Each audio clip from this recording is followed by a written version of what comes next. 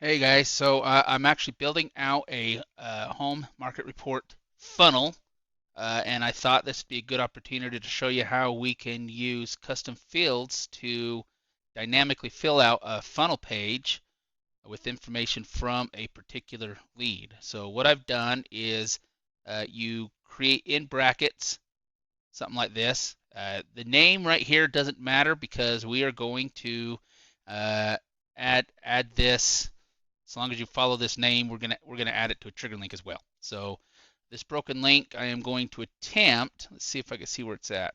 Right here, I got property image, so that should pull up the URL of the property image. Um, this is just a general map. We're gonna put in a better map, I think, because the one that Google had or that GoHighLevel has. When I click here, I was hoping to be able to go something like this, location, but it does not seem to like that because every time I try to save it, it doesn't pull that up. So then we have our low value, our value, and our high value, and then our static information of low end, estimated value, high end. So this is going to be a pretty plain, but a good proof of concept and MVP for um, a home value market report. So key here is bracket names and know what you put it. So I like to keep this up and bring up another tab. So let's see here. Do I have it up here somewhere else? So let's go. Hold on. Let me pull this over here and find the where I want to be. Trigger links. Thought I had one up already. Here, I'm going to pause it for 1 second. All right, I found what I was looking for. So first thing I did, and you'll see how to make these in the custom values report, is I created a custom value called the home valuation URL. Now, if you recall, the difference between a custom field and a custom value, the custom value is uh, uh, sublocation dependent, right? So this is information that is always for the sublocation itself. So it doesn't change based on a lead's information, whereas custom fields are specific to a lead. Okay, so what that means is if we go into trigger links and I click add a link, and I just named it home valuation report, but I'm going to go edit, and so there's our name, and you can see that the URL I put in, this is going to be static. This part is never going to change based on the sub account that it is in. Now, why do we do this instead of just hard coding in the URL? When you start adding this snapshot to your client, you don't want to have to go and change this hard code every single time. By putting it here, you just know, hey, I got to go into custom values and add this link, whatever the link is, to their URL link to that custom value, and that's the only place you have to put it. So you can call this custom value now anywhere you want to pull up this URL. Okay, so now we're going to build out the URL parameter. So I'm going to, I have this page here, so I know what this is, and then I also need to have, this helps when you have multiple screens. I have 3, which is perfect for me. Actually, I want 4, but 3 is good for now. So I'm going to go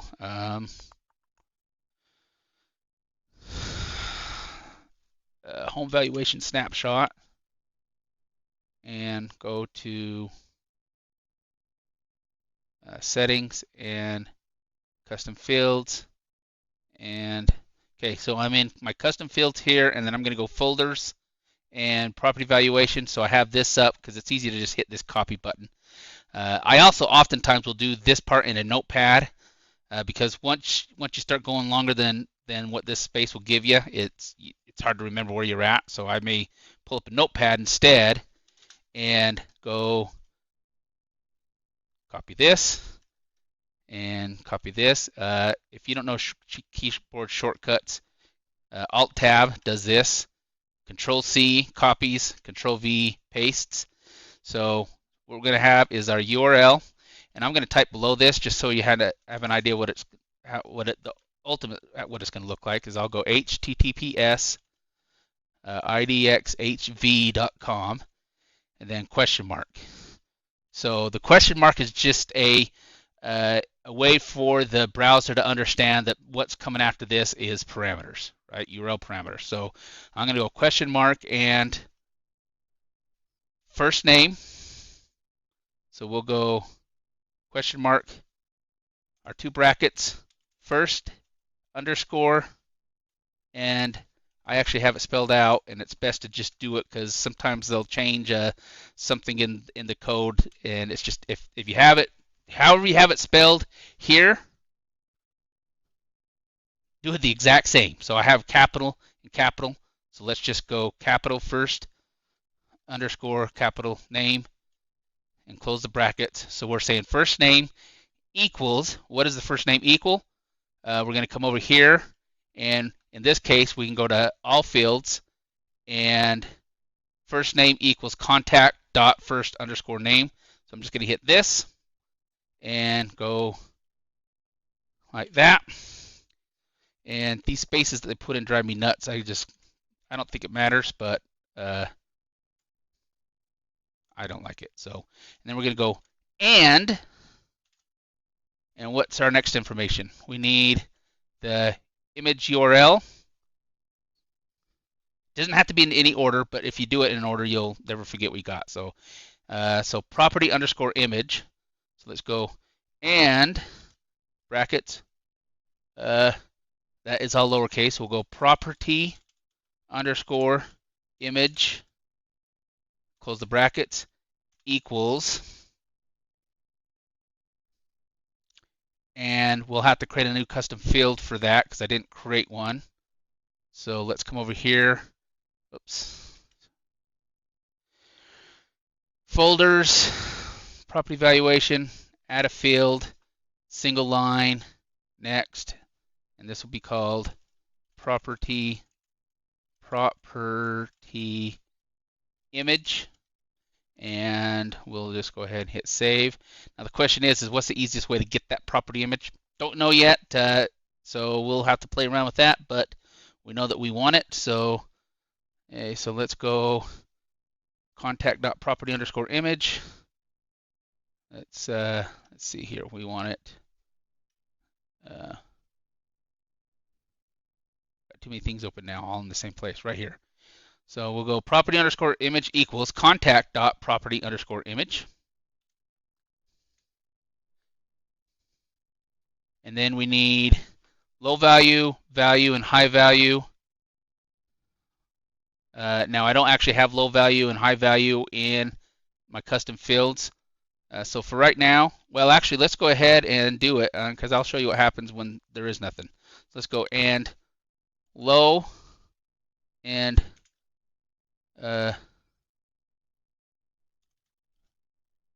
actually, you know what? I'm wrong here. We don't need the brackets on here. Because what we're doing is the brackets are obviously in the funnel itself. So we got first name equals, then the brackets, because this is the variable. This is not a variable. So then we got property image equals that variable, and then we have low value, low underscore value equals, and then we got brackets, and I do know it's going to be contact dot low underscore value, even though I haven't built it yet, since I know how I'm going to build it because I have my naming convention. As horrible as I am at that, I still know what it is. I could just type it out, okay? And then we go and value equals, and this one we'll double check. It should just, I think it's property valuation. Oh, I did put them there. Look at that. And I was wrong on my naming convention. I told you I'm bad at it. So we got low valuation. So let's go ahead and copy that and come over here and change this from that to, this is why I do it in a notepad. This is so much easier to change than in that that little window that they give you. And then we'll go value equals, let's come back over to my fields and here and property valuation. So we'll just hit that and here. So value equals that. stupid space. And high underscore value. So and HIGH underscore value equals,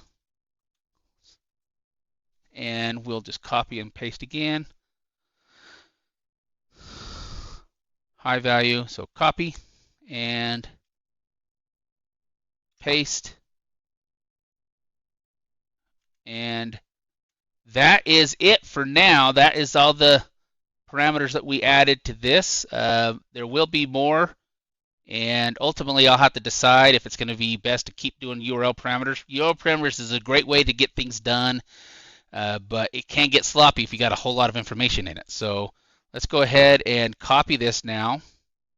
Control C and come over to our trigger link and edit, and now I'll show you why I do it that way. Okay, so I made some mistakes. Now imagine having to figure out exactly where that is in this and making sure that it's still right. So this is why I put it in a custom or in Notepad first. So I'm going to go ahead and hit save there.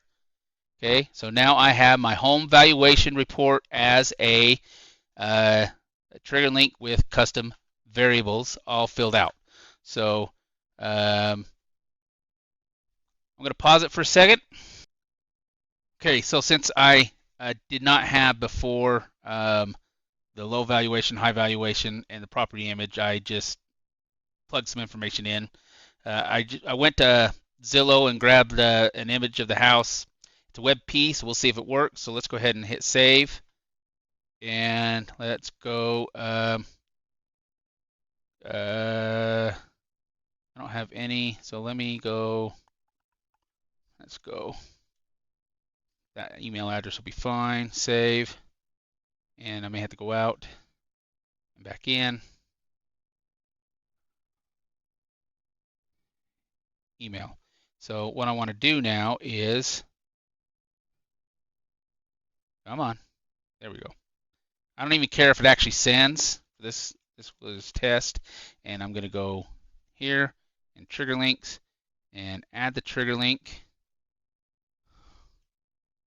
and send. Because in theory, even if it doesn't send, yeah, unsuccessful because I have not set up any email or anything in this, I should actually be able to copy this, paste it here, and if I'm right, yep, see, for Bo, and there's our valuation, valuation, valuation.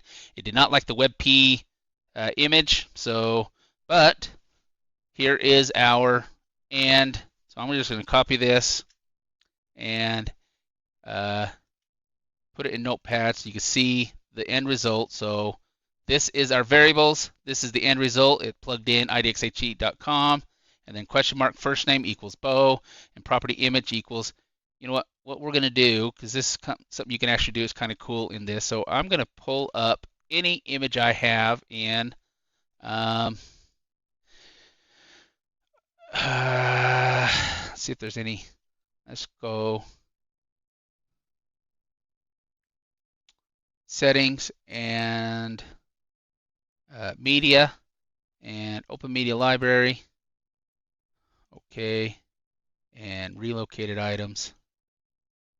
See if there's anything in okay, so there is a couple of images here from the maps that I was playing around with. So let's just right click, get link, and let's come here. So this is our URL parameters. Now the cool thing is we can go in property image equals. Let's take from this HTTPS and all the way to where it says WebP. By the way, shift and then arrow did what I was doing there. And then I'm going to go Control V, and I just changed the URL or the image with one from GoHighLevel. So now let's hit enter and see if, nope, still doesn't like it. Okay, so obviously my thought of how the image works for a variable is wrong, so I'll have to play around with that. But others came in fine, so the concept is right. I just have to figure out how to do property images. So, but that's how trigger links and custom fields, custom variables, and URLs all kind of come into play to build a customized funnel page for your clients based on their information. Okay, so you can build out a funnel and you can customize it to your individual client or lead or whatever you have this way pretty dang easily. So yeah, that's that.